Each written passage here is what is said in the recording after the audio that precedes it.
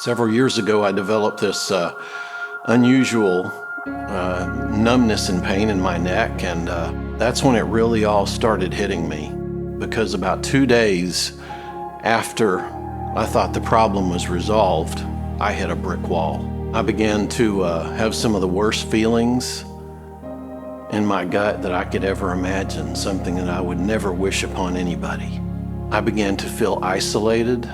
I felt alone. I felt completely misunderstood. I didn't want to go anywhere. I didn't want to see anybody. My daughter, she would literally drag me out of the house, or drag me out of bed even, to go do something, just to get out of the house and go do something that seemed more normal. We understand the word acceptance because we accept Christ as our personal Savior. We accept His will, we accept His laws, and we're also asked in the Bible to accept trials that come our way. Accept them fully and accept the perseverance that they produce in all of us. Now that's exactly the opposite of what an anxiety sufferer would want to do. Because as an anxiety sufferer, you want to fight it as much as you can, tooth and nail, trying to get out of it. Or just stay at home and stay in bed and just try to wish it away, and even begin to hate it, and concentrating on the feelings that you have. And that's the worst way, because that's just like adding charcoal on the fire.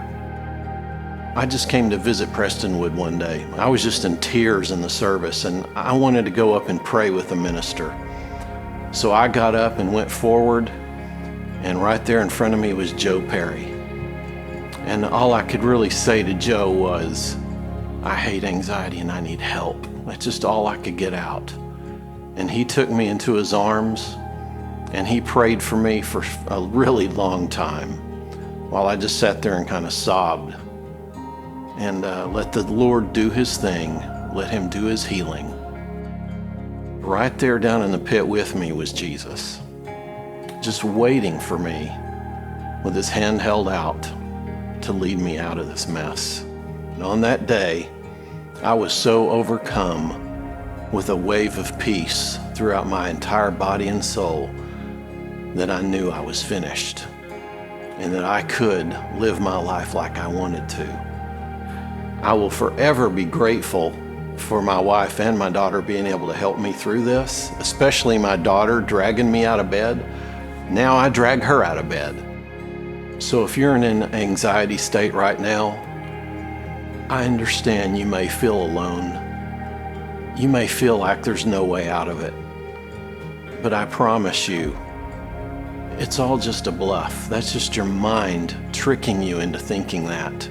And you need to understand that when anxiety starts taking over and you stop doing things in life that you would normally do or want to do, then it's time to ask for help.